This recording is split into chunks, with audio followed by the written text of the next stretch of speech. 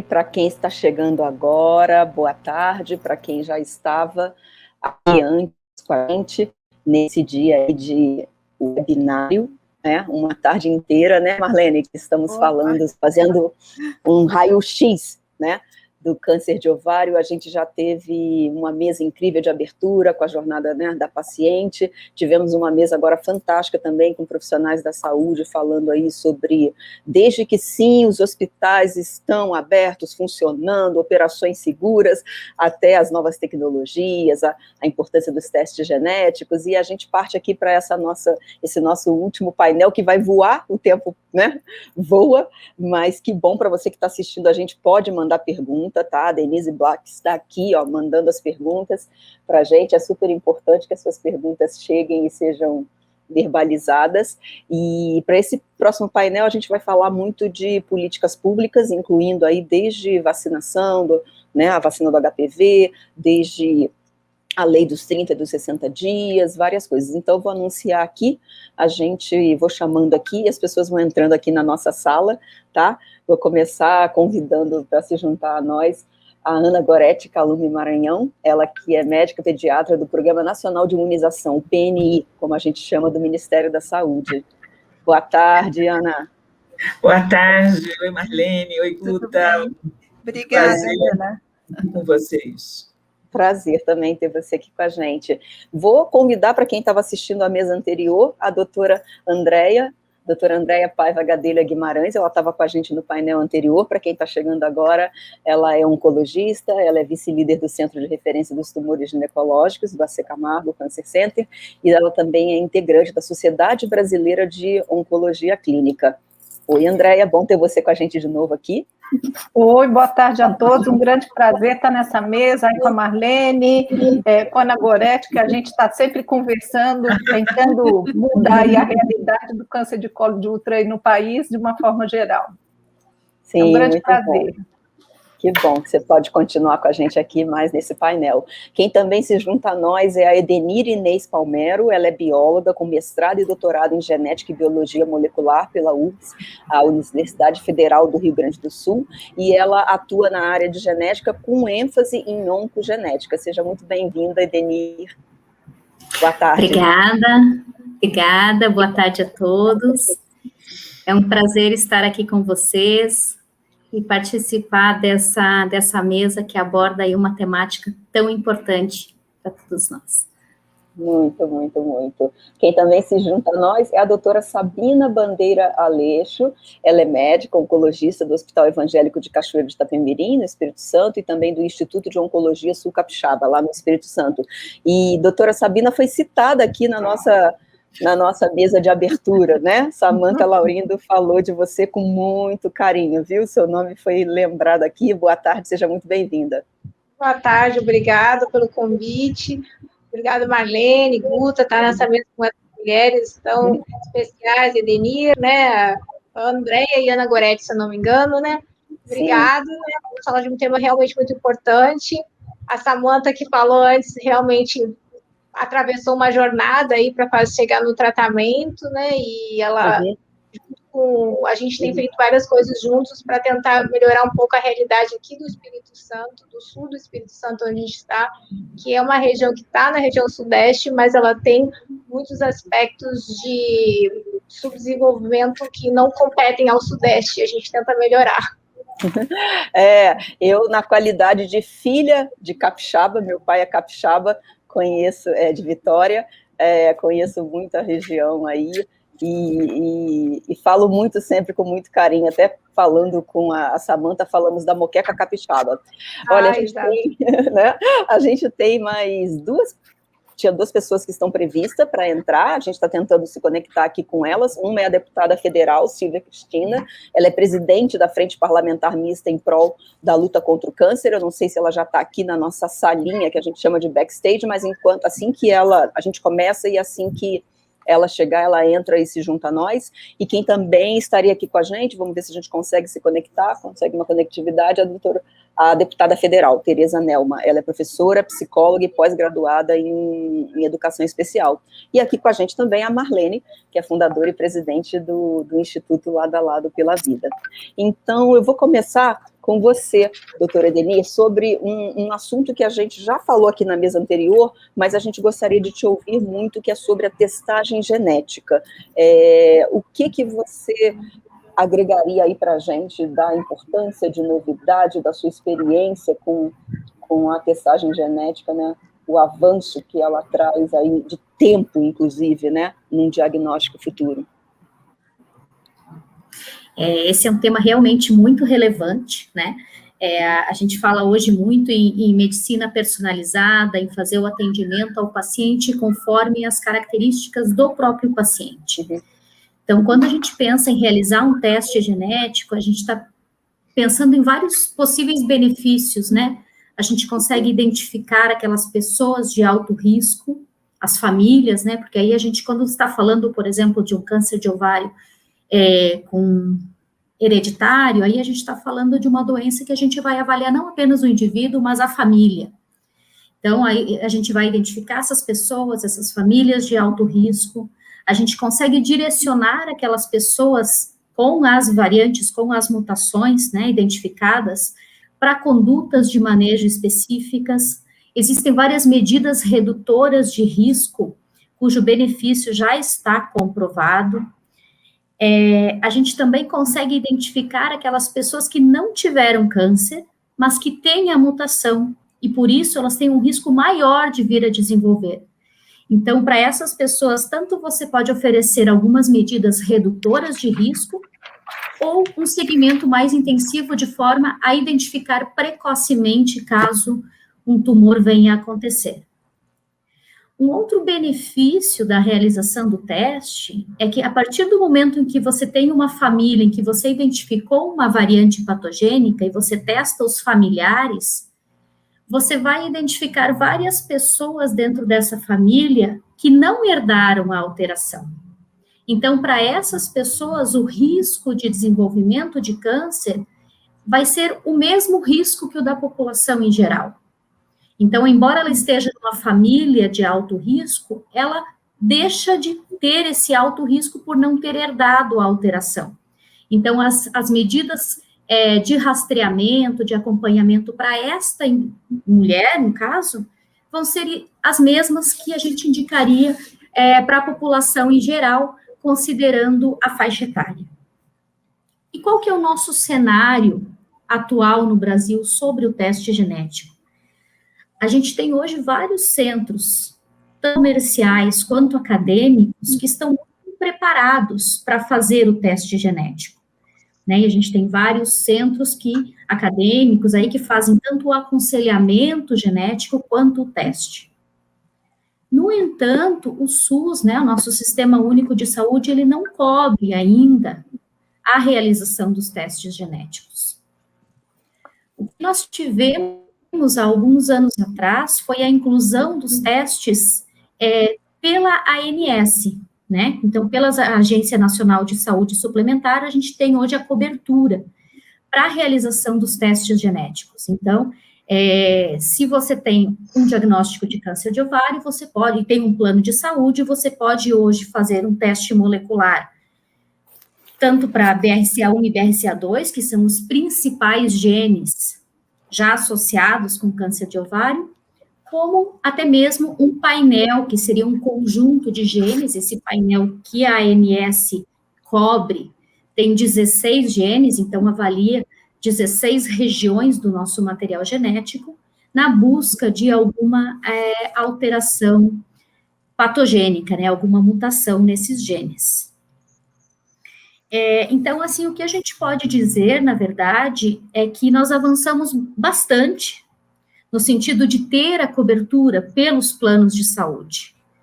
Né? Então, hoje a gente tem aí uma parcela considerável da população que pode ser beneficiada. Mas a gente ainda tem um longo caminho pela frente, né?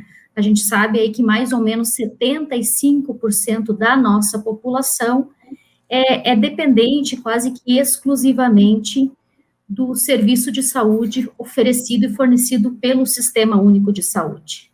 Então, para essa população, o acesso ao teste genético ainda não está disponível. exceto em algumas situações isoladas, como dentro de um contexto de um projeto de pesquisa, por exemplo, dentro de uma instituição acadêmica. Mas aí, normalmente, são situações bem delimitadas, né, com começo, meio e fim, dentro daquele contexto do projeto. Não algo amplo que poderia ser oferecido a todas as mulheres e famílias de alto risco que se beneficiariam da realização do teste. Certo, no painel anterior a gente até conversou, né, doutora Andréia, sobre o custo do teste, teve essa pergunta da nossa audiência, aliás, agora nós já somos 745 pessoas assistindo, e eu fico feliz de saber que essas pessoas que estão nos assistindo vão compartilhar isso, né, compartilhar essas informações, informação de qualidade. Quando a gente fala informação de qualidade, é porque é uma informação que vem de quem estuda, de quem dedica a sua vida, né, as horas de vocês de trabalho, de estudo, de convivência com isso, traz uma autoridade, né. A gente falou um pouquinho aqui num painel anterior sobre essa infodemia, um monte de informações, depois eu vou até perguntar para vocês sobre o surgimento nos últimos anos do Dr. Google.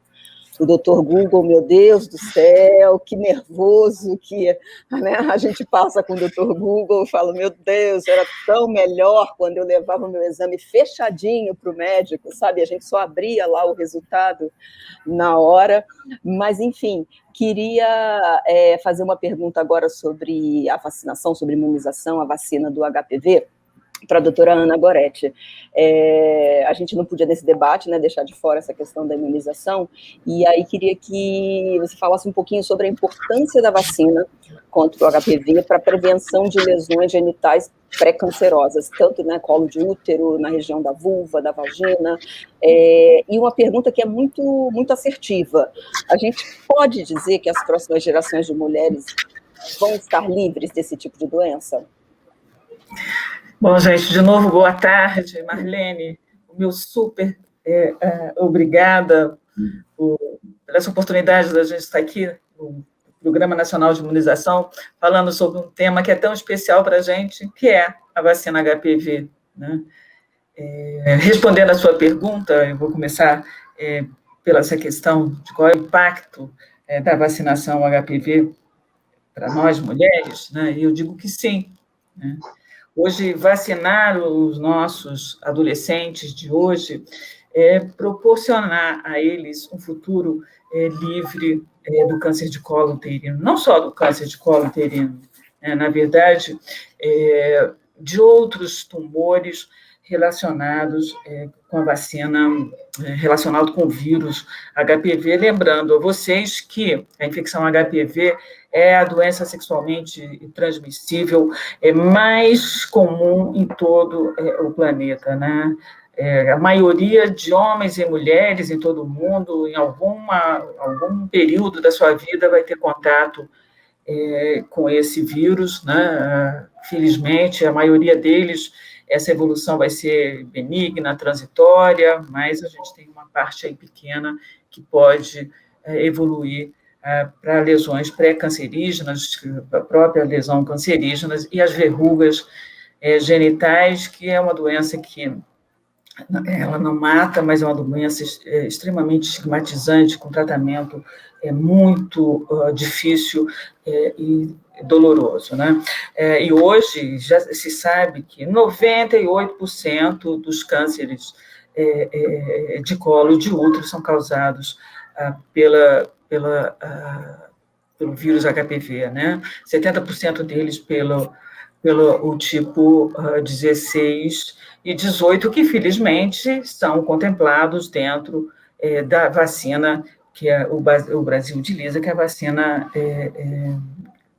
quadrivalente. Além disso, outros tumores femininos também são causados pelo vírus HPV, como tumores de vagina, de vulva, né? Toda a questão de tumores anais, que dá tanto no homem como na mulher, de orofaringe, que está caminhando para ter uma prevalência igual aos tumores de colo uterino. E, felizmente, nós temos hoje uma arma fundamental para a prevenção da infecção HPV, que é a nossa vacina quadrivalente, HPV. Essa vacina ela foi introduzida no Programa Nacional de Imunização em 2014, inicialmente para as meninas. Em 2017 foram incorporados os meninos, e atualmente o nosso público-alvo são meninas de 11 a 14 anos e meninas de 9 a 14 anos e meninos de 11 a 14, e mulheres até 45 anos que têm algum tipo de imunossupressão, como vivemos com HIV, transplantados, e pacientes oncológicos, e homens até 26 anos, nessas condições de imunossupressão, porque a bula da vacina no território brasileiro para o homem limita nessa idade. Mas uma coisa que eu gostaria muito de chamar a atenção é que não adianta o Brasil ser um dos poucos países nas Américas que utilizam essa vacina, privilegiando não só mulheres, mas homens. Milhares de vacinas são distribuídas todo ano. Nós temos aí uma rede de mais de 37 mil postos de vacinação. Essa vacina é gratuita para esses grupos prioritários, se essa vacina não se traduz em adolescentes vacinados, né? Que hoje a gente sabe que essa grande arma contra, principalmente, o câncer de útero, se a gente não tiver excelentes coberturas vacinais, coberturas acima de 80% nas 2 doses, tá? Para os adolescentes, e em 3 doses para acima de 15 anos, a gente não vai ter o sucesso esperado, né? Então, o que a gente vê no cenário atual de vacinação, que apesar de todo o esforço, né, do Ministério da Saúde, de todo o apoio das sociedades científicas, de organismos não governamentais, o Instituto Lado a Lado é um parceiro fundamental nessa divulgação da importância da vacina HPV. O cenário que traz para a gente não é o cenário que a gente gostaria de estar apresentando aqui para vocês, né? Hoje nós temos aí uma vacinação para mulheres, né, para essas adolescentes, com uma cobertura em torno de, a dose 1, nós temos cerca de 83%, é uma vitória, já conseguimos, da última vez que a gente se falou, era uma cobertura menor, mas a cobertura da segunda dose, extremamente necessária, ainda é muito incipiente, né? Nós estamos aí com uma cobertura de segunda dose em torno de 55%. Precisamos aumentar bastante essa cobertura nas nossas mulheres. Em relação aos homens, essa situação ainda é mais preocupante, né? A gente tem uma primeira dose em torno de 57%, e uma segunda dose em torno de 35% somente. As causas dessa baixa cobertura, elas são multivariadas. A gente tem agora não só a questão da epidemia de Covid, com medo que a população tem de sair de casa, é compreensível, embora a gente divulgue a questão de que os postos de saúde estão preparados para vacinar com segurança toda a nossa população. A gente tem tido uma queda da cobertura vacinal, não só da vacina HPV, mas também, inclusive, das vacinas de criança. A gente tem o público-alvo da vacinação, que é um grande desafio, que é o adolescente, esse ser que se acha inatingível, que não adoece, que não busca o sistema de saúde, muito menos para tomar uma injeção, né? A gente tem aí a grande dificuldade dessa vacinação no Brasil não ser aplicada dentro das escolas, né? Hoje, os países que têm alta cobertura vacinal, todos fazem vacinação na escola, Austrália, Reino Unido, Canadá, o próprio Chile, né? E a gente tem também uma pouca divulgação ainda da importância da vacina HPV para os nossos adolescentes, né? Aí eu digo não só da sociedade, mas especialmente também dos nossos profissionais de saúde. Eu sempre digo, médico que prescreve a vacina HPV, a chance do paciente dar nos seus filhos ou tomar a vacina HPV é de mais de 80%. Então, nós, profissionais de saúde, temos um papel muito importante na divulgação dessa vacina, e também a questão hoje, cada vez maior no nosso país, que é a questão da divulgação das fake news, a hesitação em vacinar, ou seja, aquela população que fica ali naquele meio entre quem vacina, quem acredita em vacina, e aquela outra ponta que não vacina de jeito nenhum. Nós temos os hesitantes, aquela população que não sabe se toma vacina, não sabe, posterga a vacina, e é uma população bastante grande, e é por isso que hoje a Organização Mundial da Saúde considera que a hesitação é um dos 10 males que compromete a saúde de toda a população. Então, assim, nós temos que, hoje, estar trabalhando juntos. Eu acho que a responsabilidade da vacinação, principalmente da vacinação HPV, é de toda a sociedade brasileira, não é só do Ministério da Saúde, não é só das secretarias estaduais e secretarias municipais, é uma responsabilidade que tem que ser compartilhada com todos nós, é a responsabilidade de todos estarem falando sobre a importância dessa vacinação, e aí, quando a gente pega essa questão do público adolescente, não só da vacina HPV, mas da vacina de meningite, de febre amarela, aproveitar aquelas poucas oportunidades que o adolescente vai no serviço de saúde para que se olhe a caderneta de vacinação, se complete, se fale, se divulgue, se combata essas notícias falsas que tem em toda a rede social, né? E eu acho que, só para terminar, eventos como esse, né, são extremamente positivos, porque é o que eu chamo da boa comunicação, é aquela comunicação que leva a informação necessária, a informação positiva, né, e é uma coisa que a gente tem combatido muito no Ministério da Saúde, a questão das fake news. Você está dando uma resposta rápida para essas notícias que rapidamente se espalham nas redes sociais e que a gente tem uma experiência. A vacina HPV é a vilã, é a preferida desses grupos anti-vacina. Fizeram um estrago na vacinação do Acre com a questão de reação psicogênica, que é uma coisa que depois a gente pode discutir. E hoje nós temos uma vacinação no Acre de meninas aí na primeira dose 59% e a segunda em 38% menina, então vocês podem imaginar como é que não está. Então, assim, eu conclamo a todos que a gente divulgue cada vez mais a importância da vacina HPV. Se a gente quer que a nossa população adolescente tenha uma vida saudável, um futuro com saúde, vamos vacinar. Doutora Ana Goretti, muito obrigada por essa sua fala. Já chegaram perguntas aqui sobre, a gente vai voltar para falar mais, vamos falar de fake news, vamos falar de várias coisas, mas antes eu queria passar a palavra para a doutora Sabina, fazendo uma colocação aí do seu ponto de vista, o que você gostaria, doutora Sabina, como médica oncologista, como é que a senhora vê o raio-x, digamos assim, do tratamento do câncer de ovário? Basicamente, traduzindo a pergunta, é assim: a gente está conseguindo diagnosticar adequadamente? Está conseguindo tratar? Qual é a sua visão de raio-x desse momento da doença no Brasil? Bom, eu vou falar, assim, como médica que atua no SUS, né? Então, o grande público aqui no Espírito Santo é a região capixaba, né, que atende, as pessoas são atendidas pelo SUS. O que a gente vê? A gente tem 3 momentos, assim, que eu acho que são complicados para a população em geral. Aquele primeiro momento que a gente não tem nenhum exame de rastreamento definitivo para câncer de ovário, então a gente vai normalmente esperar a paciente ter algum sintoma, e aí ela vai procurar uma unidade básica de saúde, e o que a gente vê que o ultrassom, o CA-125, que são exames simples, existe uma dificuldade, né, nesse primeiro acesso na unidade básica de saúde.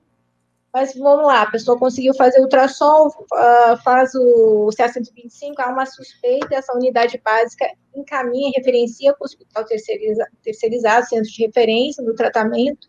Então, a gente tem essa dificuldade de acesso, que vocês já falaram, da lei dos 30 dias, né, que a gente teria que ter uma agilidade na suspeita do câncer para poder começar o tratamento mais rapidamente, isso a gente tem uma dificuldade.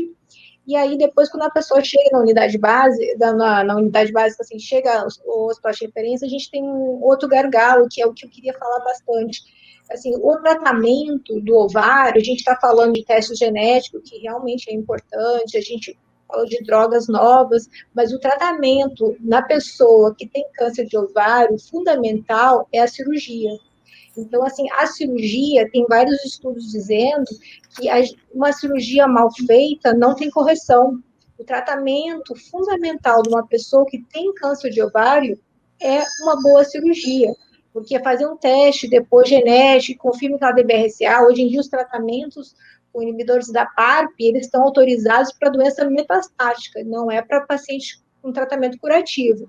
Então, quando a gente fala em SUS, o melhor tratamento que a gente tem disponível seria oferecer para essa paciente uma boa cirurgia. E isso a gente vê uma dificuldade, a gente tem poucos centros de referência, com médicos cirurgiões treinados para fazer a cirurgia adequada do câncer de ovário, e às vezes as pessoas são operadas no interior e são encaminhadas para a gente, sem ter feito a cirurgia correta, de esterectomia, coforectomia, salvo tirado dos ovários, tubas e tudo, e não fazem o debooking ótimo que a gente fala, e aí correr atrás disso é reoperar, às vezes a gente não consegue reoperar. Então, assim, eu acho que um grande gargalo do Sistema Único de Saúde é poder oferecer uma cirurgia de qualidade para todos os pacientes que têm câncer de ovário, que isso não é a realidade. E aí, isso é um problema.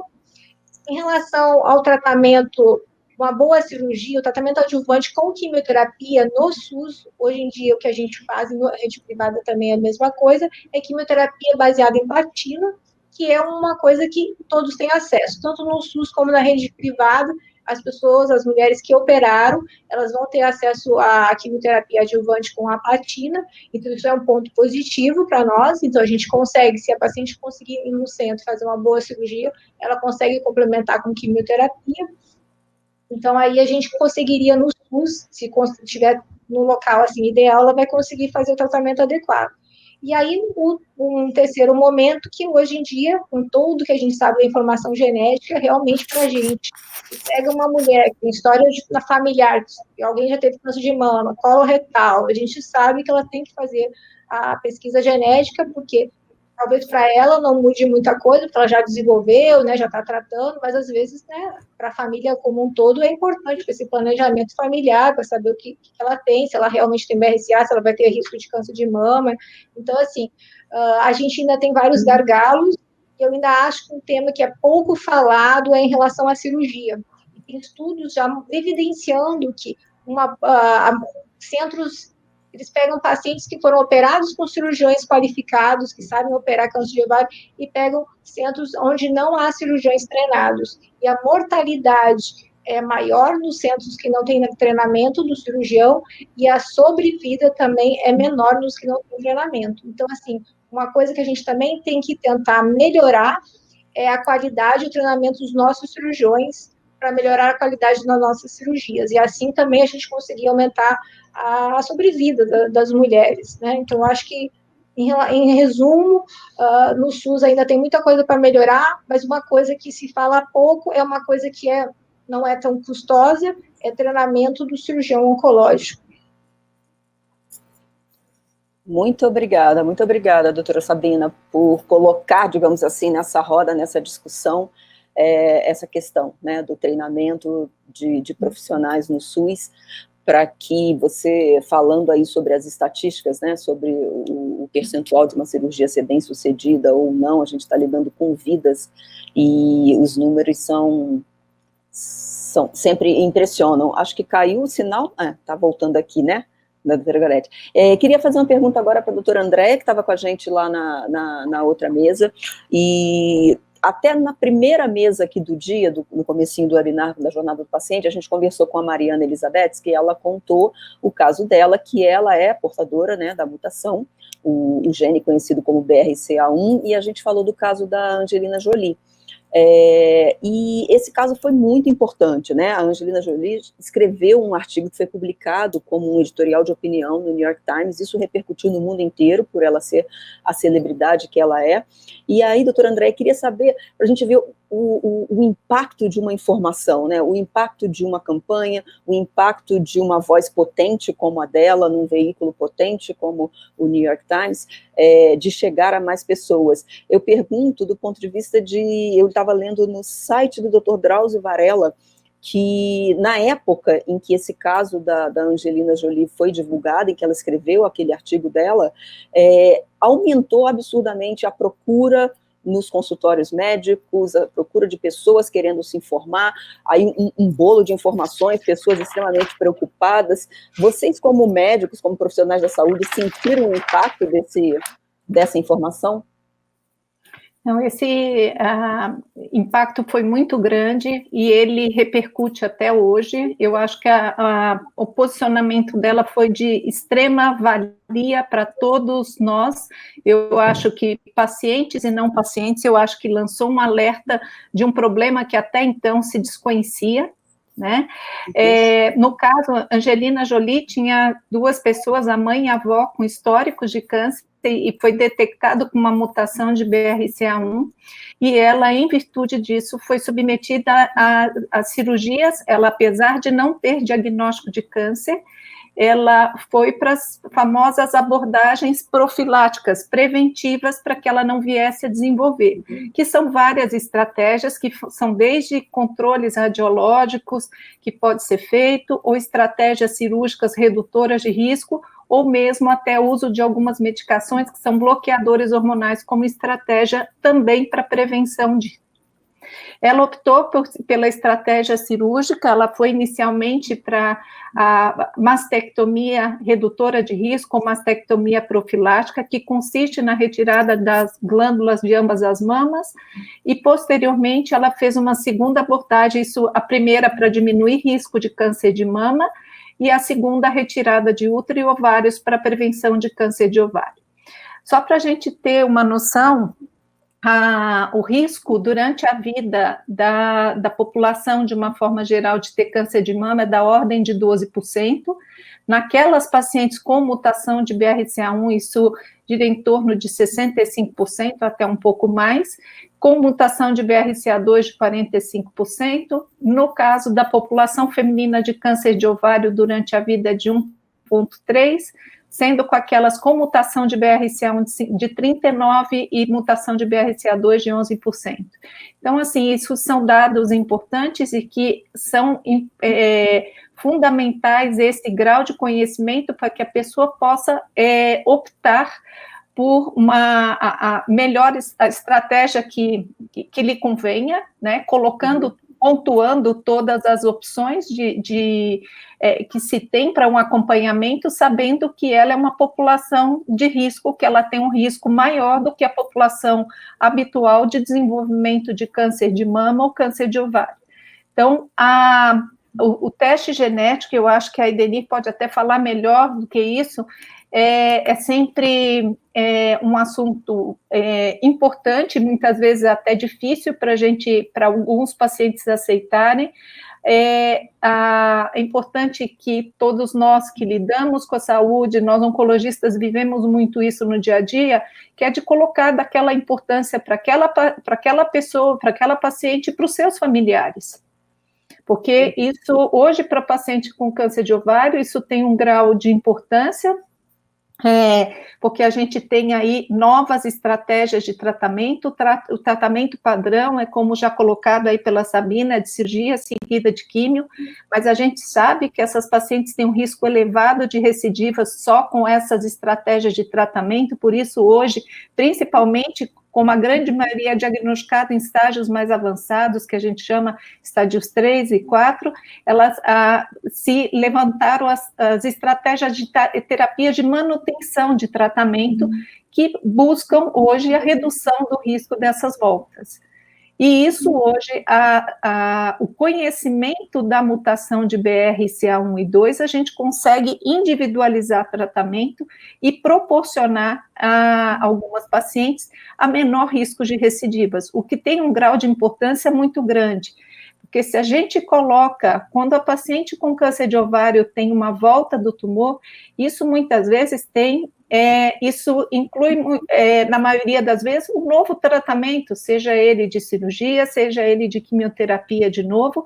Isso vem agregado com sintomas esses que vão desde um desconforto abdominal, uma digestão que não se faz adequadamente, a quadros de suboclusão intestinal, que muitas vezes levam a internações. Então, não são... isso vem uma certa dor e sofrimento junto a isso. Então, essas estratégias são estratégias que buscam minimizar todos esse sofrimento e esses riscos a curto e a longo prazo. Obrigada, doutora Andréia. Quem está aqui com a gente, quem entrou é a doutora Silvia. Vamos ver se a câmera dela já está. Ela está se conectando. Ei, Silvia. Oi. Tudo bem, se ouve a gente? Seja Tudo muito jóia. bem-vinda. Um prazer ter você aqui com a gente. A Silvia é Silvia Cristina, deputada federal. Está ouvindo a gente, Silvia? Estou te ouvindo. Estão me ouvindo bem? Estamos te ouvindo super bem. Estou fazendo aqui uma apresentação rápida. Muito obrigada por estar aqui com a gente. Você que é presidente da Frente Parlamentar Mista, né, em prol da luta contra o câncer, tarde.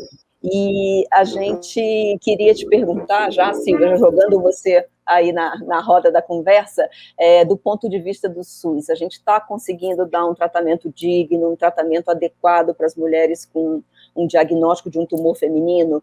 A gente está avançando, a gente pode dizer isso ou ainda não?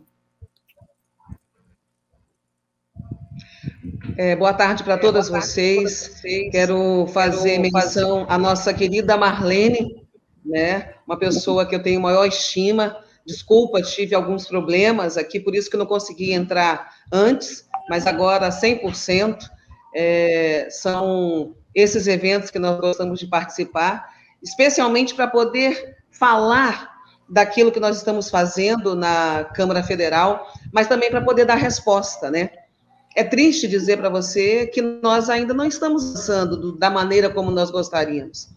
Dos tumores femininos, os simples, nós estamos falando hoje de ovário, mas nós temos também de colo uterino, né, que estão interligados, mas um simples exame de Papa Nicolau, infelizmente, em muitas regiões, inclusive na região em que eu estou em Rondônia, estou agora na capital, Porto Velho, há dificuldades ainda para se fazer um simples exame de Papa Nicolau, que é o preventivo para esse câncer que, se descoberto em fase inicial, tem 100% de chances para que a mulher realmente o extermine da sua vida. Então, é 100% de cura, 100% de vida normal, vida de mulher propriamente dito, que são cânceres especialmente femininos. Agora, existem leis que foram grandes conquistas, inclusive em 2019, quando eu apenas tinha entrado na Câmara, meu primeiro mandato, a lei dos 30 dias, inclusive, quero parabenizar o Instituto Lado a Lado, que foi uma instituição que mais interviu para que esse PL, para que esse projeto de lei fosse aprovado, e que dá garantia para que nós possamos, então, intervir para o diagnóstico precoce, que é isso que eu entendo que seja mais importante, num prazo de 30 dias, caso a pessoa tenha suspeita, que ela tem um encaminhamento médico, e a partir dessa data do encaminhamento médico, 30 dias, para que o governo realize, então, esses exames preventivos, inclusive a biópsia, né, que é o fechamento desses exames para a detecção do câncer. Isso, na prática, não acontece. E esse PL, esse projeto de lei, ele já foi aprovado, inclusive sancionado, para que ele para que ele seja cumprido. E olha que a realidade é outra. Tem um outro projeto também que é de suma importância, a lei dos 60 dias. Assim como eu falei dos 30, que é da prevenção, os 60 é o prazo máximo para iniciar o tratamento. Em alguns casos, esse prazo é até longínquo, mas, entretanto, é um prazo bom.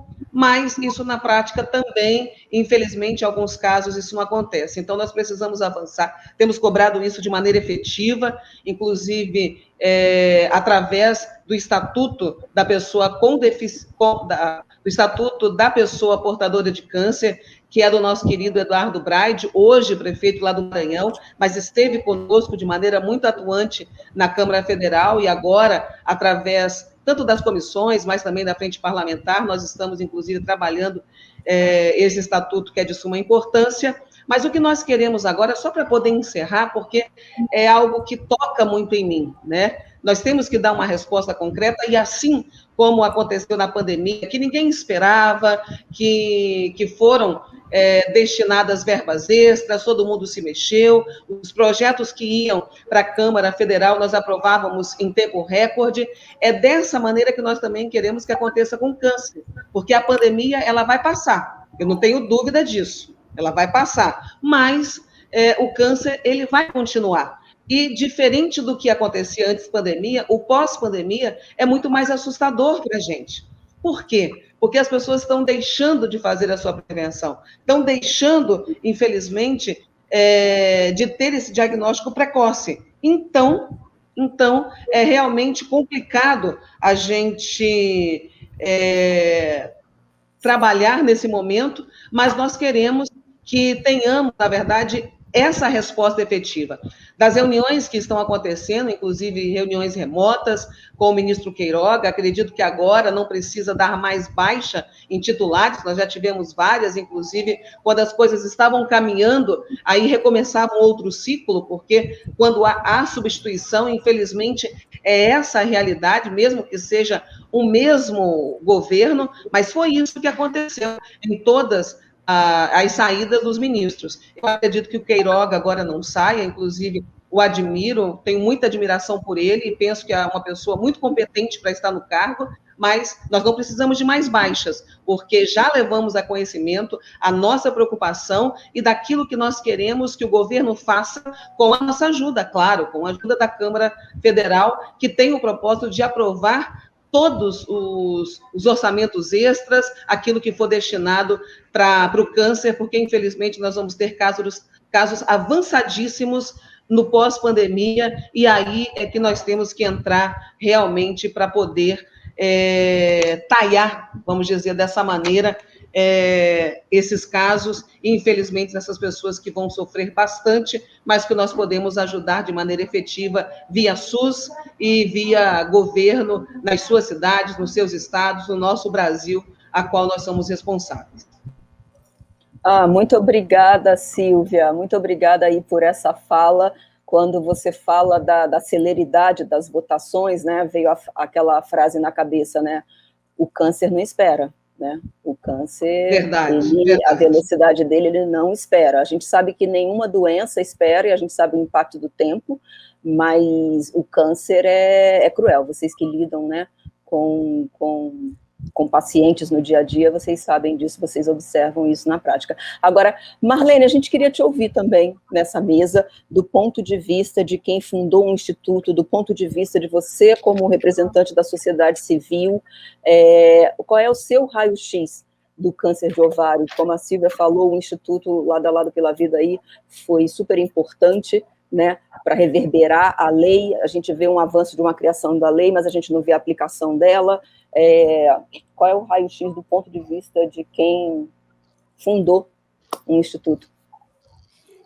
Antes de falar, te responder, eu queria muito agradecer a Silvia Cristina, né, que tem sido uma grande parceira aí nessa jornada, que é uma jornada de todas nós, né, e ela tem sido uma mulher que sempre dá eco, né, às nossas ações, a gente sempre está batendo na porta dela com algumas demandas, e ela sempre está ao nosso lado, ajudando a gente seguir em frente e buscar o que a gente luta todos os dias aqui, que é o acesso a paciente com câncer nesse país. E aí eu queria também agradecer a Ana Goretti, que é uma pessoa que a gente já está aí há uma longa caminhada aí, atuando muito, sendo essa voz para falar da importância da vacinação do HPV, né? As médicas, a Sabina é uma médica que eu tenho um carinho, uma admiração muito grande. Estive lá em Cachoeiro do Itapemirim, conhecendo a realidade deles, e às vezes eu vejo alguns relatos dela que me deixa emocionada, mas assim, eu costumo dizer que a gente tem coragem, né, para ouvir esses relatos, impulsionar a gente para frente e seguir adiante. E a doutora Andréia, que no câncer de ovário tem sido assim também uma grande parceira. Quando a gente fala da jornada da paciente com câncer de ovário, eu acho que hoje a gente passou por essa jornada, né? Quando você olha a paciente com câncer de ovário, ela tem chegado ao sistema de saúde numa fase muito avançada. E é isso que a gente precisa melhorar. Né? A Silvia colocou muito bem dessa luta nossa pela lei dos 30 dias, que o foco principal dessa lei é a gente conseguir ter o acesso ao diagnóstico precoce. A gente sabe que o diagnóstico precoce, em muitos casos aí, salva vidas. E é isso que é a nossa grande luta, né? O Instituto Lado a Lado tem essa grande bandeira do diagnóstico precoce, e eu, inclusive, ontem, conversando com a minha equipe, nós vamos lançar agora uma campanha efetiva nas nossas redes para a gente conseguir que as pessoas comecem a cobrar, né, a efetiva lei dos 30 dias e a lei dos 60 dias. Né? A população precisa saber que ela tem esses direitos, a população precisa conhecer essas leis. E a jornada dessa paciente com câncer de ovário é uma jornada longa. Essa mulher ela roda muito no sistema de saúde, e em muitos casos a gente percebe a diferença do tratamento dessa mulher no Sistema Único de Saúde e na saúde suplementar. Né? Essa mulher ela não tem acesso às novas tecnologias aí, a incorporações de novas drogas. A gente percebe que a gente precisa melhorar muito toda essa jornada. Então, eu acho que eu queria muito ouvir tanto a Silvia quanto a própria doutora Sabina, que vive na realidade, vive na pele, né, receber essas pacientes já numa fase que muitas vezes ela não tem ali tantas opções terapêuticas para ajudar aquela paciente. O que a gente pode melhorar efetivamente? Porque o que está errado, todas nós aqui sabemos, né? Agora, onde a gente pode melhorar? Onde a gente pode atuar de forma efetiva?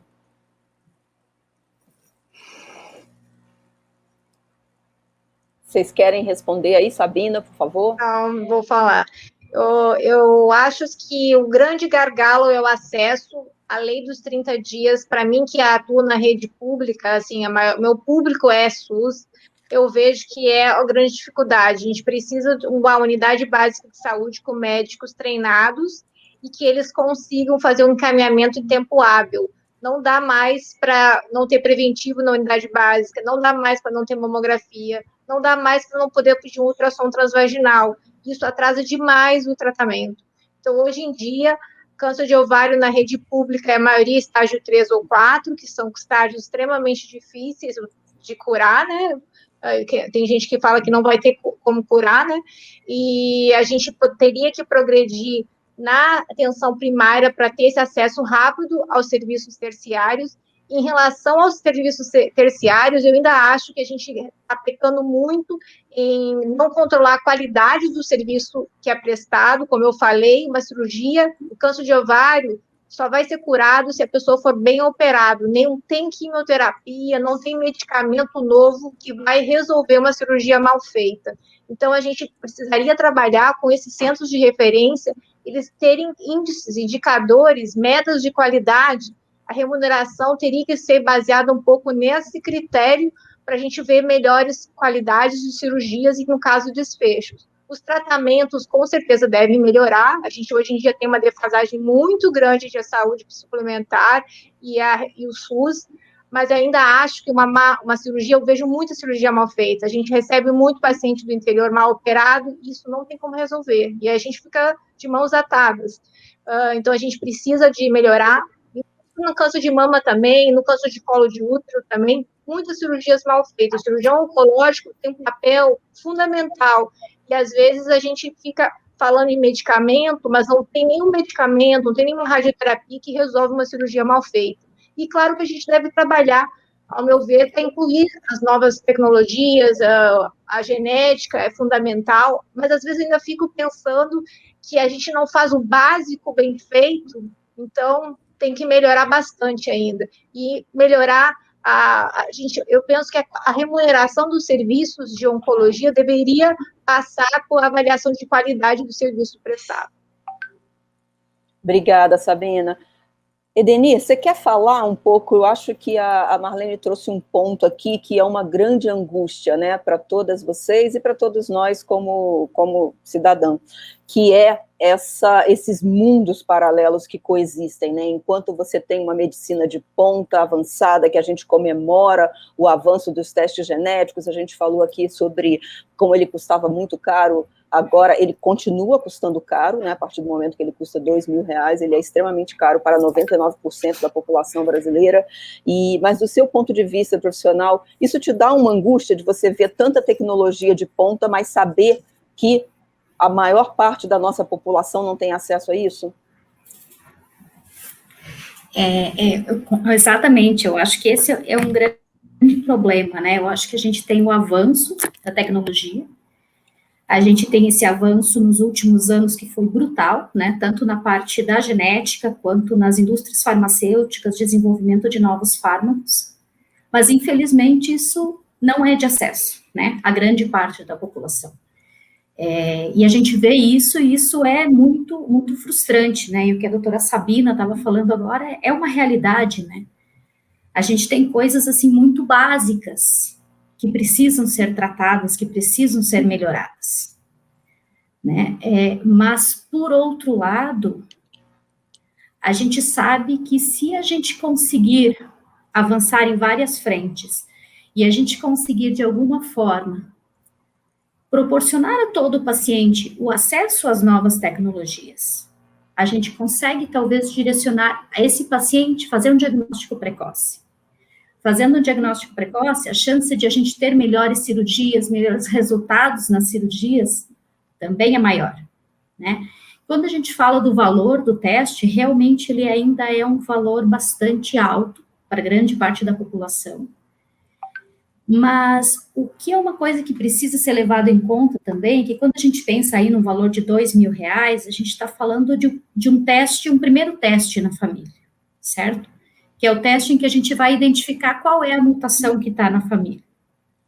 A partir do momento em que a gente identifica qual é essa mutação, o teste que a gente faz para todas as outras pessoas da família, que não tiveram câncer, por exemplo, e que aí vem o potencial de prevenção atrelado ao teste genético, ele tem um custo 10 vezes inferior, né?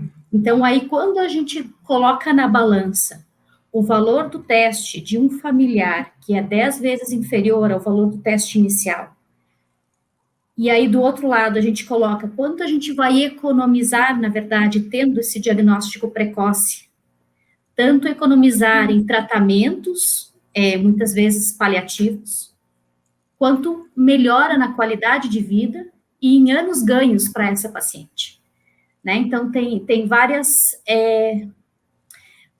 itens, na verdade, que precisam ser avaliados quando a gente pensa no teste genético e no acesso desse teste à população em geral. Não a população em geral, mas a população de alto risco, né? Aquela população, os pacientes, por exemplo, aqui do que a gente está falando, pacientes com câncer de ovário, aquelas famílias em que você tem vários casos de câncer de mama, de câncer de ovário, de tumores em idades extremamente jovens. Então, sim, a gente tem um potencial muito grande de prevenção que a gente consegue atrelar à realização do teste genético. Guta, eu posso fazer um pequeno comentário? Claro, por favor, fica à vontade. Eu só queria que a gente parasse um pouquinho para pensar, a gente escutando toda essa questão do problema que é a questão do câncer de ovário, um câncer silencioso, toda a dificuldade da questão da atenção, dos exames, né, dos testes genéticos, eu fico me perguntando por que, no caso do câncer de útero, né, que é também uma doença que tem matado milhares de mulheres em todo o mundo, aqui no Brasil são cerca de 5.000 mortes, né, 16.000 casos novos a cada ano, com uma média de idade aí dessas mulheres acometidas entre 35 e 55 anos, ou seja, uma idade absolutamente produtiva, deixando famílias órfãs. Nós temos uma arma fundamental né, para a questão de prevenir 98% dos casos de câncer de útero, que a vacina HPV está disponível gratuitamente nos 37 mil postos de vacinação, e a gente não está utilizando essa arma adequadamente. Assim, nós temos um estudo feito pelo Ministério da Saúde, em conjunto com o Hospital Moinhos de Vento, lá no Rio Grande do Sul, que foi o primeiro estudo de prevalência nacional, ou seja, como é o retrato da infecção HPV no país, né? E isso mostrou dados alarmantes. Se estudou pessoas entre 16 e 25 anos de idade, e esse estudo revelou para a gente que 53% dessa população estudada tinha o vírus HPV. E o pior, cerca de 35% tinham HPV de alto risco, ou seja, aquele HPV que pode evoluir para um tipo sanguíneo. Por outro lado, a gente já tem diferentes estudos no mundo mostrando o impacto da vacina HPV na redução dessas lesões pré-cancerosas, na redução drástica das verrugas genitais. A Austrália quase zerou a verruga genital com altíssimas coberturas nos seus adolescentes da vacina HPV. Esse é um estudo recente que saiu no Lancet, né, mostrando que é uma avaliação de 65 estudos, com dados de 14 países, totalizando aí 60 milhões de pessoas vacinadas, que estudaram uma série de questões voltadas para a questão do HPV, e que os resultados foram fantásticos, mostrando a redução drástica dos tipos de HPV 16 e 18, né, que são responsáveis por 70% dos cânceres de colo de útero, uma redução de 83% em mulheres de 15 a 19 anos, das verrugas genitais, das lesões pré-cancerosas de 51%. Então, todo esse meu discurso é para chamar a atenção que a gente precisa urgentemente, né, de trabalhar essa questão da divulgação da vacina HPV. É a arma mais eficaz, junto com a questão do Papa Nicolau, mas é a arma que nós temos na mão hoje, tá, para salvar vidas, para prevenção desse câncer que tem matado tantas mulheres brasileiras, um câncer que é hoje evitável. Ana Gorete, e na sua fala anterior até chegaram algumas perguntas para você, que eu vou te passar agora. A gente já está com 822 pessoas online, viu? E isso deixa a gente bastante feliz. E quando você estava falando ainda na sua fala anterior, o João Henrique mandou uma pergunta que você, na verdade, já respondeu, que qual é a cobertura hoje da vacina do HPV, se os meninos estão aderindo à vacinação, você deu esses números, chegou a citar até o caso específico do Acre, né, com uma cobertura aí mais baixa, mas tem uma pergunta aqui da Mariana que é muito importante. Ela pergunta para você, por que, na sua opinião, por que a vacina do HPV tem tanto preconceito? Por que as pessoas desenvolveram absurdamente um preconceito contra ela? Eu vou, antes de responder a ela, eu vou responder ao João. Sim, os meninos, fazem parte do nosso grupo prioritário para vacinação HPV, mas a gente, o que se tem notado, né, isso traduzido nas mais baixas coberturas que esses meninos têm em relação às mulheres, é que a própria família, né, a gente tem um estudo na Bahia, da Fiocruz, muito interessante, mostrando que a família está muito mais convencida da importância da vacina HPV para a mulher do que para o homem.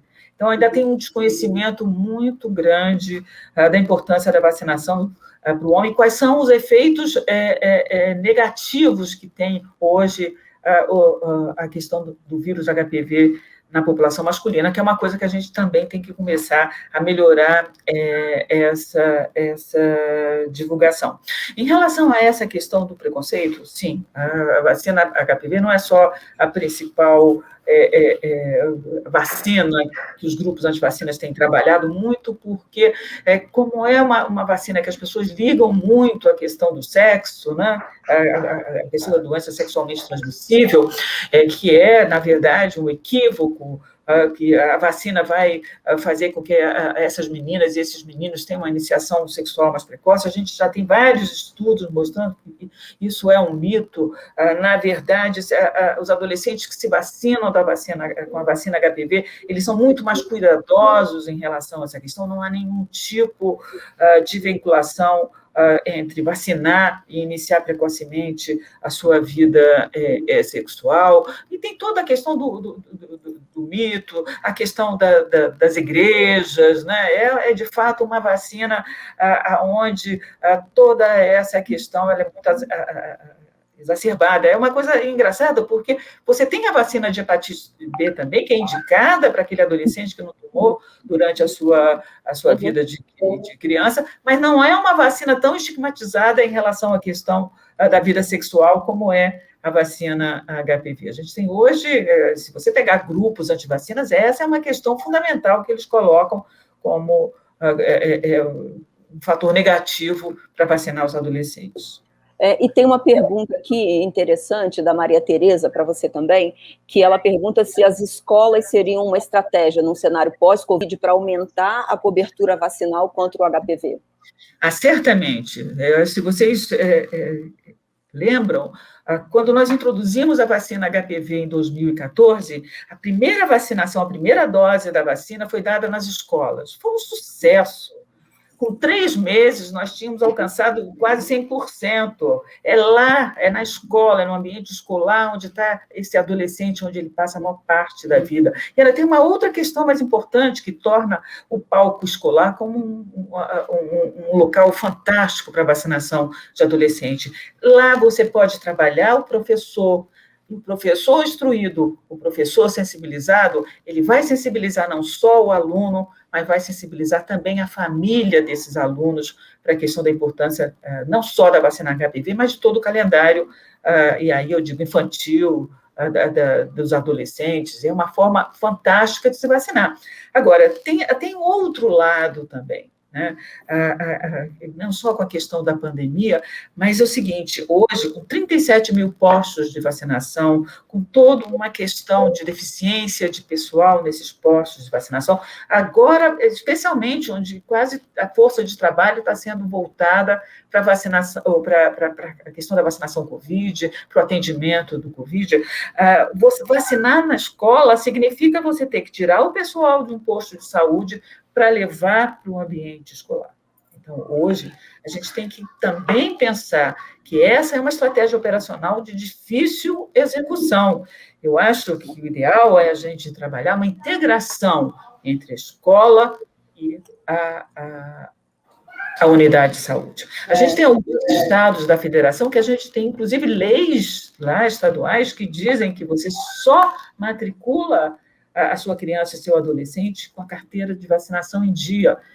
Isso faz uma vinculação com a unidade de saúde, isso faz com que os pais se preocupem, isso não, de forma nenhuma, vai ser uma barreira. De qualquer forma, essa criança ou adolescente vai ser vacinado, mas vai ter o compromisso de, dentro de 6 meses, vacinar o seu filho. A experiência do Paraná foi fantástica, a gente tem no Espírito Santo, a gente tem em Mato Grosso, a gente tem na Bahia, a gente tem agora no DF, mas mesmo essas estratégias que integram, agora com a questão da vacina, da questão da vacina Covid e o medo da população da contaminação, está muito complicada. A gente vai ter que se desdobrar, tá, para ver estratégias. E aí, deputada, eu acho que o papel do parlamento é fundamental, para que a gente possa estar estimulando os nossos adolescentes, a nossa população, a questão de levar o adolescente numa unidade de saúde. Toda a recomendação está sendo dada pelo Ministério da Saúde, evitar aglomerações, evitar filas, usar álcool gel, usar ou seja, fazer todas as medidas de segurança para proteger não só quem vai vacinar, mas os próprios profissionais de saúde, que já são tão poucos. Então, novamente, eu conclamo aos nossos colegas médicos, prescrevam as vacinas, tá? Encaminhem seus pacientes para vacinação, aos nossos parlamentares, divulgar a importância dessas vacinas para a saúde da nossa população. E a vocês, e principalmente a você, Marlene, do Instituto Lado a Lado, que continue nesse trabalho lindo de divulgação que você faz. Guta, eu queria só fazer um comentáriozinho que eu acho que vale a pena. Para mim é uma grande honra estar nessa mesa, que estamos aí com a doutora Gorete, a Marlene, a deputada Silvia, que, na realidade, eu faço parte do Grupo Brasileiro de Tumores Ginecológicos, que é o Grupo EVA. O grupo, desde o ano passado, lançou um movimento que chama Brasil Sem Câncer de Colo de Útero, que isso veio em direção a um chamado da Organização Mundial de Saúde de tentar eliminar o câncer de colo de útero, com 3 pilares. Com 90% da população está realizando vacinação, aliás, um exame de prevenção adequado, 70% da população vacinada e 90% iniciando o tratamento, seja para lesão invasiva ou pré-invasiva. Então, assim, a expectativa disso, que nos próximos 100 anos, com essa estratégia tripla, que a gente consiga eliminar o câncer de colo de útero. Essa é a expectativa nos próximos 100 anos. E esse movimento vem justamente com a busca de mudanças de políticas públicas. Políticas dentre elas é isso, de tentar voltar a vacina para dentro da escola, tentar ver essa questão da obrigatoriedade do cartão de vacina na matrícula escolar, mas que isso não impeça a matrícula escolar, como isso já tem ocorrido em alguns estados, com sucesso, porém, infelizmente, a questão da pandemia, como a doutora Gorete bem falou, isso vem causando alguma dificuldade maior da adesão à vacina, não só do HPV, como outras, mas é importante a gente juntar grupos de sociedades. Esse movimento não inclui são várias sociedades médicas, assim, oncologistas, radioterapeutas, pessoal da doença, da parte de IST e AIDS, tem o apoio aí da Gorete, das instituições ligadas a paciente, porque eu acho que o Grupo Unido vai ter uma força muito maior para mudanças nesse aspecto. Tá? Então, esse é um movimento que teve, inclusive, já reconhecimento da Organização Mundial de Saúde, já como um movimento que vai tentar mudar essas políticas públicas e está caminhando nesse aspecto. E várias campanhas têm sido feitas e nós vamos continuar isso, construindo com focos diversos, como várias sugestões aí que a Gorete já colocou, do enfoque da educação do professor, da importância de que cada médico lembre, cada um faz parte da melhora desse cenário. Então, é importante a prescrição médica, que o paciente já saia com isso. Nós, oncologistas, também, uma educação que a gente tem dentro do meio oncológico, é das pacientes oncológicas. Hoje, elas fazem parte do grupo da vacinação aí para o HPV, as mulheres até 45 anos, então, é uma coisa que, apesar de ser recente, eu acho que a gente tem um papel de divulgar, porque a gente tem a vacina disponível para estar melhorando esse cenário. O outro ponto, só para colocar para a Sabina, também o Grupo EVA tem um programa que chama Provoca, que é justamente para educação médica de ginecos de uma forma geral, em parceria com a FEBRASGO, para justamente melhorar a qualidade cirúrgica das pacientes e a chegada dessas pacientes com câncer de ovário. Então, a expectativa disso é que são algumas estratégias para tentar mudar o cenário do tumor ginecológico de uma forma geral, tanto do ponto de vista de colo de útero, que é uma doença prevenível e curável, que a gente tem que realmente não admitir ver isso com tanta frequência quanto a gente vê.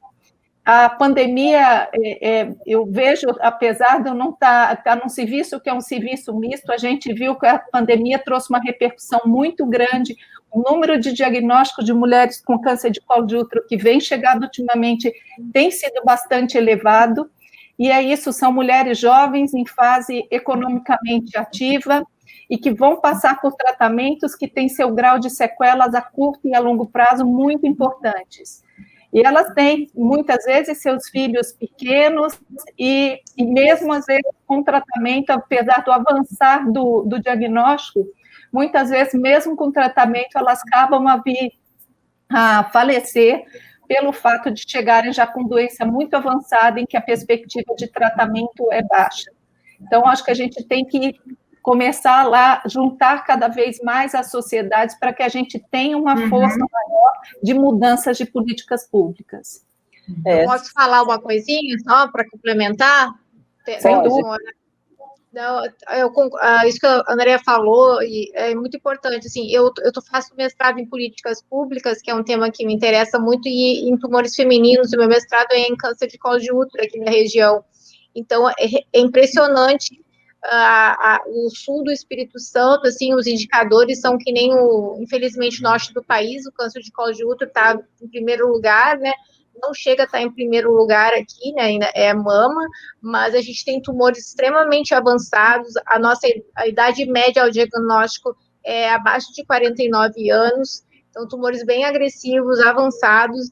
Então, assim, realmente, a vacinação, a educação da população fundamental aqui no Espírito Santo, realmente eles fizeram um primeiro momento nas escolas, as vacinações de HPV. Eu tenho uma filha adolescente que fez a vacina na escola, mas eu acho que quando foi para os postos de saúde, a aderência é menor, os pais trabalham, os pais não conseguem levar, e aí tem várias desculpas. Eu acho que a melhor estratégia, assim, no meu ponto de vista, é que a vacinação voltando para as escolas, com a parte dos professores, com a pediatria envolvida, porque para chegar no oncologista e encaminhar para vacinação é que alguém já está com câncer, né? Ninguém vai no oncologista para a gente prescrever vacina de HPV. Então, eu acho que o médico da família também é de grande importância. Exatamente. Então, assim, é a médico da família, o pediatra, as escolas.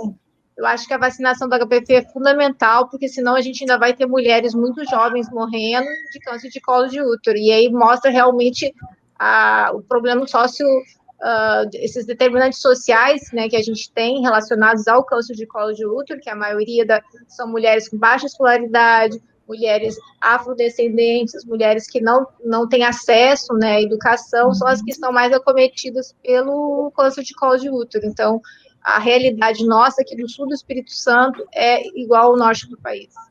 Silvia, oi, desculpa, alguém quis falar? Tinha uma pergunta aqui para a Silvia. Falo depois da Silvia. Tá bom. Silvia, durante a sua fala anterior, chegaram alguns comentários, algumas perguntas. A Érica Ana Rubold, que estava assistindo a gente, ela comentou durante a sua fala, que corrobora com o que você disse, né, que o câncer precisa estar na atenção básica. Mas tem uma pergunta aqui, que eu te repasso, que chegou para você, que foi feita pela Maria Luísa, que é uma pergunta angustiante, né? É uma voz angustiada. O que falta para que as leis funcionem na prática? Como que a gente chega nessa situação de ter uma lei como essa e ela não ser implementada na prática? O que falta realmente é que, para quem, né, é responsável pela execução dela, que o faça, né?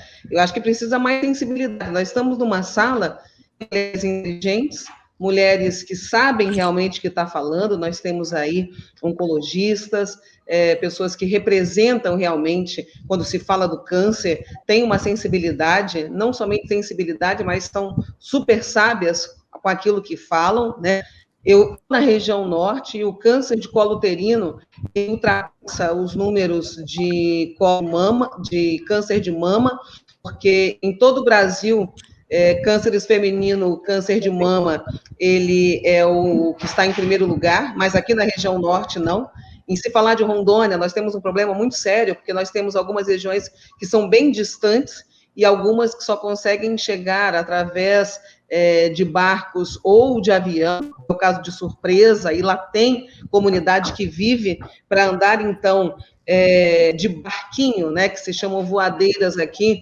São 5 horas de viagem, descendo o rio, mas 5 horas subindo o rio. Então, isso é algo que acontece em algumas regiões, diferente do Espírito Santo. A colega disse há poucos instantes aí, eu sou capixaba, conheço bastante, então, o Brasil realmente é muito grande, então tem algumas particularidades. Por que o câncer de mama, já que nós estamos falando de cânceres femininos, acontece na maioria das regiões, e na região norte, o que mais acontece, o que mais está em evidência, é o câncer de colo uterino. Aqui, né, as mulheres, a maioria das mulheres, iniciam a vida sexual muito, muito cedo, né? Nós temos deficiência na rede básica, sim, é uma realidade, infelizmente. Para se ter uma ideia, precisou eu estar na Câmara Federal, nós estamos na 56ª legislatura, para que tivesse uma iniciativa de fazer o primeiro centro de prevenção e diagnóstico do estado de Rondônia. Nossa querida Marlene acompanha nas redes sociais e vibra, porque foi através dela também, do Instituto Lado, que soa pelos quatro cantos desse mundo, e nós falando, e eu falei, olha, é isso que eu também quero, e, no entanto, ela é nossa convidada especial, nós estamos finalizando essa obra, mas por que só agora? Esse centro de prevenção de câncer ele já deveria estar acontecendo no estado de Rondônia, em que, infelizmente, nós temos muitos casos. A pandemia, aqui nós fazemos o rastreamento de mama através de unidade móvel, inclusive, na minha região, eu atendo 39 municípios com câncer de mama. Ano passado, que eu realizava, em média, 20 exames de mamografia, com a pandemia, eu realizei 5.900 exames. Olha que discrepância, olha o quanto de trabalho que nós vamos ter aqui nos próximos anos. Então, qual que é a necessidade, né? Para que a lei seja cumprida, nós precisamos de ações, né? Para que, já que nós estamos falando que a prevenção, existe uma lei, né, sancionada pela Presidência da República dos 30 dias e para o início de exames 60 dias, eu preciso de investimentos, né? Porque o que se fala na base? Que não se tem dinheiro, mas apareceu dinheiro para o combate à pandemia. Claro que ainda estamos aquém, a vacina já deveria ter chegado para todo mundo, e depende também de quem está na ponta, para quem está respondendo por todos nós, que tem esse tipo de sensibilidade. Como eu estou numa sala que só tem mulheres, eu acredito que, quando se tem uma mulher, a sensibilidade, saiba dela, é claro que isso iria acontecer mais rápido. Da mesma maneira que nós atuamos na saúde e que nós atuamos na assistência social, que sabemos que é uma deficiência e que as mulheres são mais sensíveis ainda. Mas enquanto nós tivermos representantes que estão no poder, mas que infelizmente não têm essa sensibilidade, vai estar travando, porque enquanto nós somos combativas na Câmara Federal para que o projeto seja aprovado, nós temos aí a lei da quimio oral, a qual eu sou relator, nós estamos conversando com o presidente, nós estamos trabalhando com as instituições de combate ao câncer, mas infelizmente são várias cabeças que pensam ao mesmo tempo, que algumas vezes travam, mas para fazer com que tudo isso seja colocado em prática, nós precisamos desse contexto, né? Porque nós sozinhos não fazemos nada, mas infelizmente nem todos têm essa sensibilidade, vão dizer, eu não vou fazer, não é o momento. Quem dera se todos que estivessem no poder, assim, nos poderes executivos e legislativos, assim como eu estou, tivesse essa sensibilidade e, além da sensibilidade, né, o poder de mando mesmo, de cumprir, do executivo, né? Às vezes, como legisladora, eu me sinto frustrada, como eu não posso executar, entre aspas, né, eu tenho que combater dessa maneira que nós fazemos na Câmara Legislativa. Mas eu penso... nós estamos nesse mandato para poder avançar. E eu não tenho dúvida. Gostaríamos que nós já tivéssemos avançado muito, mas essa caminhada continua com muito fervor. Guta, desculpa, só para correção da informação, eu digo só da meta da OMS, 90% de vacinação, 70% de screening, tá? Screening considerando o método efetivo, Papa Nicolau, e de preferência, que é uma coisa importante, que infelizmente a gente não tem no serviço público de saúde, que é a pesquisa genômica do HPV, a pesquisa do HPV, e 90% das mulheres com acesso ao tratamento, seja para doença pré-invasora ou doença já invasora, ou seja, já doença precursora ou já com diagnóstico de câncer. Obrigada, Andréia. Gente, nós já somos, o número subiu, nós já somos 831 pessoas online. Muito obrigada por todos vocês que estão assistindo a gente, que eu tenho certeza que vão compartilhar. Para você que chegou agora nessa reta final, depois o Instituto sempre disponibiliza lá no YouTube, vocês vão poder assistir as outras mesas, vão poder compartilhar. Se você conhece uma mulher que está nessa jornada de paciente, ou alguém que tem um relacionamento na família, no trabalho, enfim, com quantas mais pessoas a gente puder compartilhar esse conteúdo, eu acho que a gente cumpre a nossa missão, né? Faltam 10 minutinhos para a gente terminar, para a gente encerrar, então a gente vai fazer uma rodada final, vou pedir aí para as considerações finais, deixo vocês livres para colocar o que vocês acham fundamental a gente refletir, tomar ações, o que é o cerne do raio-x, porque o raio-x é uma coisa muito complexa, né, a gente sabe, são muitos pontos de vista e focos para a gente atuar, mas como cada um de vocês tem um olhar e uma missão, né, nessa jornada aí de saúde, da saúde pública, vou começar aqui com a Edenir. Edenir, sua mensagem final aí, suas considerações. Bom, eu acho que foi uma mesa muito produtiva, né? A gente conseguiu trocar muitas opiniões, foi muito bom estar aqui com vocês.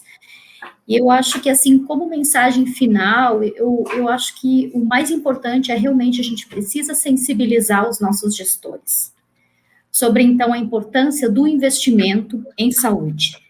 E esse investimento, ele tem que ir desde o básico, na atenção primária, na formação, na capacitação do nosso profissional da saúde, como também deve ir até o setor terciário e o acesso, e também ao acesso da população em geral, SUS também, às tecnologias de última geração. Eu acho que a gente precisa proporcionar também a esses indivíduos o acesso a uma medicina personalizada, a uma medicina de precisão, a toda pessoa que pode e que vai se beneficiar com esse acesso. Então, eu acho que ainda há muito a ser feito, a gente tem avançado nesse sentido, mas há muito ainda a ser feito, de forma que a gente consiga dar acesso e uma medicina, né, mais realmente personalizada para cada brasileiro, para cada pessoa que realmente precise de um atendimento individualizado e que esteja aí se deparando com uma situação como, por exemplo, um tumor de ovário, que a gente está falando de uma doença que tem um alto índice de mortalidade, de morbidade associado. Obrigada. Muito obrigada, viu, Edenir, por você estar aqui com a gente. Vamos dar sequência aí, por favor, Ana Goretti, você tinha pedido a palavra, por favor, suas considerações aí finais. Eu ia reiterar o que a Andréia tinha falado sobre a importância das sociedades científicas, e aqui, me despedindo e dizendo do prazer que foi participar com vocês desse webinário, falando assim, da conscientização que todos nós temos que ter, que nós só vamos conseguir, de fato, melhorar a saúde das nossas mulheres se a gente fizer um trabalho integrado. Hoje, a responsabilidade não é só do serviço público, a responsabilidade não é só dos gestores estaduais e municipais, é uma responsabilidade de toda a sociedade. As sociedades científicas têm um papel fundamental. Dentro do Programa Nacional de Imunização, são eles que dão o norte para que a gente trabalhe, são eles que chegam lá nos milhares de associados que essas sociedades científicas têm. E esse trabalho que a Andréia falou, do Instituto EVA, é fantástico, porque une uma série de instituições não governamentais, sociedades científicas, em prol da questão da eliminação do câncer de colo de útero, né? Eu queria, novamente, dizer para vocês que hoje a vacinação é muito mais do que uma obrigação do nosso governo. Vacinar é um ato de amor, vacinar significa uma responsabilidade compartilhada, vacinar é proporcionar saúde no futuro, e não só da criança. As pessoas ficam achando que vacinação é uma coisa de criança. Não, hoje o Ministério da Saúde tem um calendário para criança, para adolescente, para o adulto, para gestante, para a população indígena, para os idosos. caderneta de vacinação deveria ser guardada, cuidada e observada pelas equipes de saúde como um documento de identidade da saúde. Ela tem que estar presente, ela tem que mostrar aquilo que cada um das pessoas já tomou na sua vida e o que falta tomar em relação à vacinação. Aproveito para convidar todas vocês que fazem parte do grupo de risco. Nós estamos em plena campanha de vacinação da influenza. Não é só Covid, não, gente. Influenza mata, influenza incapacita, a influenza leva a um sistema de saúde já sobrecarregado pela Covid, mais gente, ou seja, mais trabalho, mais dor. Vamos nos vacinar, a vacina é gratuita, também está nos 38 mil postos de vacinação. E lembrar para vocês, Covid é uma doença que dói, que mata, né? Mas a minha preocupação é, se a gente pensar só em Covid, nós vamos acabar vendo o cenário que a gente viu na África pós-epidemia de ebola. Quando acabou a epidemia de ebola, o número de mortes de sarampo era muito mais, um número muito maior que o número de mortes por ebola. Então, vamos continuar a vacinação, vamos com cuidado procurar a vacinação, não vamos deixar que doenças imunopreveníveis que já foram eliminadas do nosso país voltem por falta de vacinação. Muito obrigada. E o meu último recado, vacinem-se contra HPV. É uma vacina eficaz e segura e está aí à disposição de toda a população-alvo. Ana Gorete, muito obrigada. É uma alegria a gente ver uma pessoa, uma profissional apaixonada como você, a sua fala traz uma emoção, uma paixão, e saber que a gente conta com uma pessoa como você no Programa Nacional de Imunização é um quentinho no coração. Muito obrigada, viu, por ser essa profissional fantástica que você é. Sabina, você que atua no SUS e que a gente, quando ouve um profissional do SUS falar com essa angústia na voz, né, de não conseguir que uma paciente faça um exame, uma ultrassonografia transvaginal, a gente sabe o quanto vocês no dia a dia, né, lidam com essas situações, suas considerações finais. Eu fiquei muito emocionada quando você falou nisso. Bom, acho que eu vou falar que eu acho que o futuro depende da gente capacitar a atenção primária. Eu acho que a atenção primária é uma ferramenta importantíssima no governo, está em todas as cidades, todos os municípios, e a gente precisa dessa atenção capacitada. E eu aí acho que a gente tem que fazer valer a Constituição, o SUS, que diz que a gente tem que ter uma rede de oncologia hierarquizada e organizada, que nós não temos. A nossa rede de atenção ao câncer não tem essa continuidade, a atenção primária se perde quando vai o encaminhamento para o terciário. Então, organizar a rede para que a paciente receba o tratamento adequado no tempo certo. Acho que a gente deve investir realmente em possibilitar o acesso à orientação genética, exame genético do SUS, com certeza, não deixando de fazer o básico, que é o que me preocupa, é a gente tentar, a gente conseguir o genético e não fazer o básico, que é uma boa cirurgia. Então, em relação ao câncer de colo de ovário, eu falaria isso. Em relação ao colo de útero, para mim, eu vejo que a vacinação, que nem a Ana Gorete falar, é a única saída para a gente erradicar o câncer de colo de útero aqui, mas até lá, o rastreamento que o Brasil faz, que é oportunístico, não dá mais. A gente tem que fazer um rastreamento de câncer de colo de útero organizado. O que é o organizado? A gente tem que chamar as mulheres na faixa etária que tem que fazer preventivo de útero para as unidades para fazer a coleta do preventivo. Hoje em dia, o preventivo é feito oportunisticamente. Quando a pessoa vai no posto, aproveita e faz o preventivo. Não, temos que fazer campanhas de rastreamento em massa, ao meu ponto de vista, organizado nas faixas etárias para a gente conseguir combater o câncer de colo de útero. E eu acredito no SUS, eu acho que o SUS tem jeito, a gente só tem que investir, educar, que a gente vai conseguir muito sucesso nele. Viva o SUS. Muito obrigada. Andréia, você que esteve aí com a gente em 2 mesas, muito obrigada pela sua disponibilidade, sua generosidade de estar aqui com a gente, compartilhando tantas informações, suas considerações finais. É um grande prazer, eu fico também, como você, emocionada de ver, assim, a beleza e a emoção da Gorete de defender uma causa que é tão nobre, que é a questão da vacina, que isso eu acho que como ela falou e como a Sabina falou, é onde a gente vai mudar a realidade. Eu acho que é educando a população, fazendo que a população entenda do problema e vá buscar recurso e questione, e, com isso, se una em busca de melhores tratamentos e até de estreitar esse período de 30, de 60 dias para cada vez períodos mais curtos e chegar ao diagnóstico e a tratamento muito mais precoce. E acredito plenamente na questão aí da vacina para o câncer de colo de útero, associada à estratégia da prevenção. Papa Nicolau, não só, e tentar buscar cada vez mais essa combinação de Papa Nicolau junto com a pesquisa do HPV, que isso é o que a gente pode buscar para tentar mudar no ponto de vista de prevenção, combinado aí um tratamento precoce.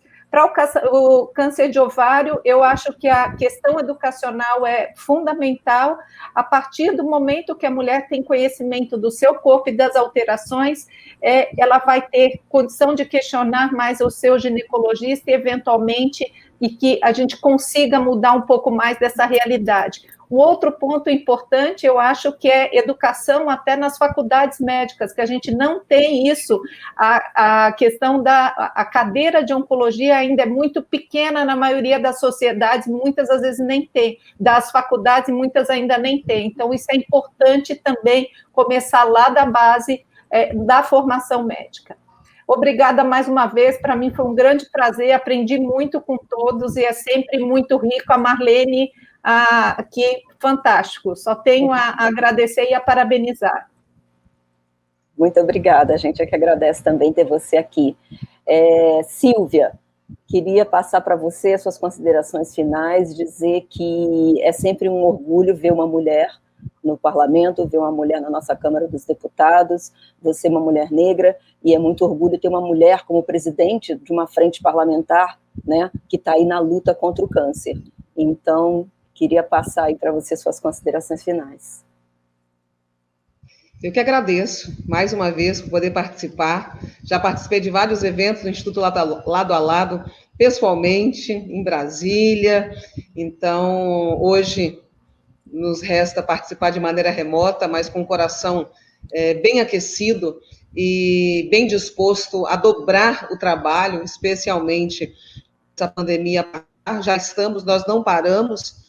Tínhamos um evento de suma importância em maio do ano passado, mas aí veio a pandemia e o Instituto Lado a Lado era o nosso principal parceiro. Nós iríamos levar várias carretas para iniciarmos um trabalho grande de rastreamento e de fazer um trabalho de prevenção, mostrar de que maneira nós queríamos que a prevenção acontecesse no Brasil. Isso lá no Palácio do Planalto e também, é claro, nós iríamos mostrar ali na sede do nosso Congresso Nacional. Mas isso ainda nós vamos fazer em comemoração ao Dia Nacional de Combate ao Câncer, por isso que nós tínhamos pré-marcado, né, para maio, mas aí não aconteceu. Parabenizar todas as oradoras, as profissionais, me apaixonei por algumas, mesmo que meio rápido, né, questão da vacina, a gente vê aí que tem profissional de oncologia, mas que é apaixonada pela profissão, ter falado de cirurgias, que as cirurgias têm que ser bem feitas, isso é fato, nós temos vários problemas que às vezes afetam, que não só é um conjunto, né, para que o câncer seja curado, além do procedimento cirúrgico, medicamentos de primeira qualidade, vacina, então, e também, né, para que isso também aconteça, é uma união de forças. Aqui na região norte, quando se falava-se aí em HPV, nós tivemos um problema crônico aqui, porque nós temos mais de 60% de um público evangélico e que pinou que os adolescentes, seus filhos, recebessem essa vacina, porque falavam que era incentivo para a prática sexual. Olha que problema nós tivemos, né? Então, que o preconceito fique de lado, nós estamos no século XXI, nos falando do século XXII, será que esse preconceito tem que ser maior do que a questão da saúde? É bem melhor vacinar do que ter um câncer de pênis, um câncer de colo uterino e ter seus filhos, infelizmente, aí vindo em óbito. Então, são várias as vertentes. Mas, em suma, o nosso trabalho na Câmara de Saúde está sempre afetivo, especialmente da Frente Parlamentar de Luta contra o Câncer, e nessa parceria que ela veio para ficar, independente eu estando ou não na Câmara Federal, porque isso é missão. né? Bem antes de estar como deputada, bem antes de ser vereadora, por ser paciente oncológica e por fazer acompanhamento do tratamento até hoje, nossa missão. Muito obrigada, que Deus abençoe a cada uma de vocês. Parabéns, todas. Muito obrigada, Silvia. Muito obrigada a todos vocês.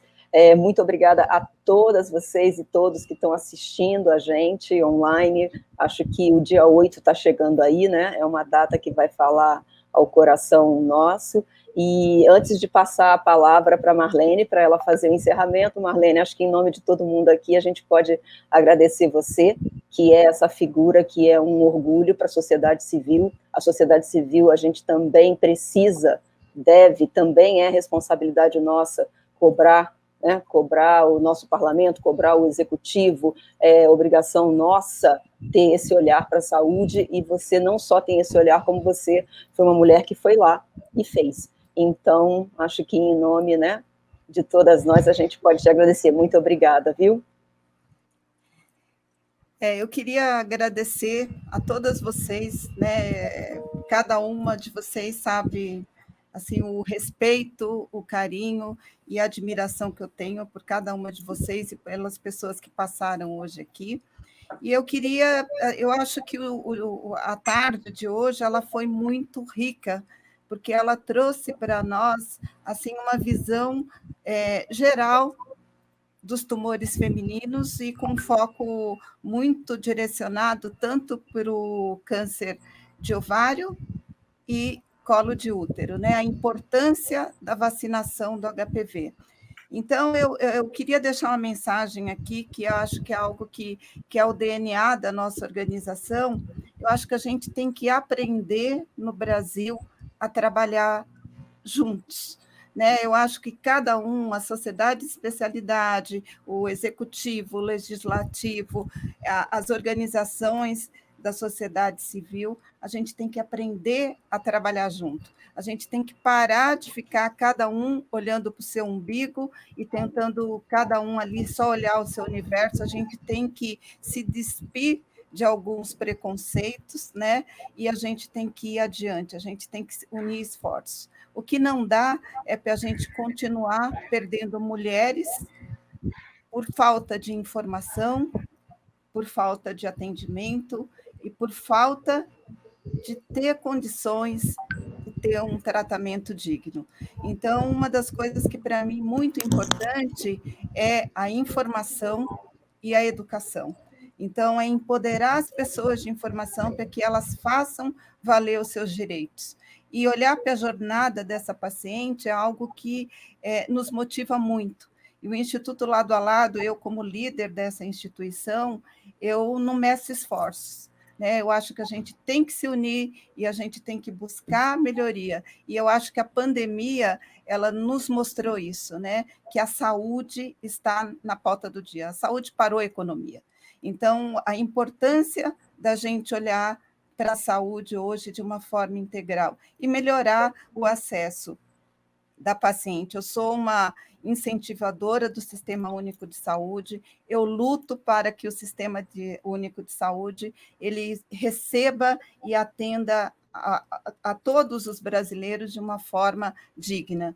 E a nossa luta aqui é essa. Então, eu queria muito agradecer, eu acho que foi um dia inspirador, emocionante de ouvir algumas histórias e de ver tantas pessoas que estão com vontade de fazer algo, né? A Silvia Cristina é uma mulher que eu admiro, eu falo que ela, tirando o meu chapéu como líder de uma organização, é uma amiga que eu levo para a vida, é uma pessoa que a gente comunga dos mesmos valores, e é isso que eu acho que é importante, né? É unir esforços, e vamos juntos, vamos lado a lado mudar a saúde nesse país e fazer com que a mulher brasileira ela tenha acesso.